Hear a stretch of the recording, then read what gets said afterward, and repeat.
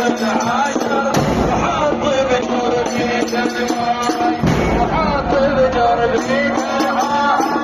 شال السيف بجفوفه ونطل زينب حشايه اخذ عباس من تظلم اجر العلقوم ومايه اجر العلقوم ومايه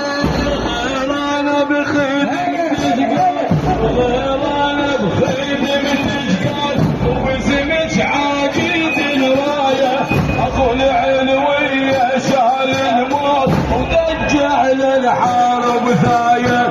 دجع للحرب ثايه كره دنو الحرب كيفه الموت مكلي بسيفه ما ظل بالزين مراي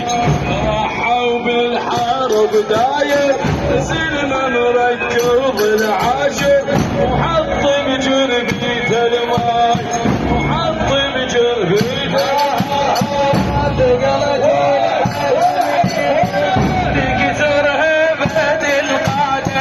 طابوا الخوف بين الجيش واحد يرديس بواحد ثقلت والحجم يطول تكسر هيبة القائد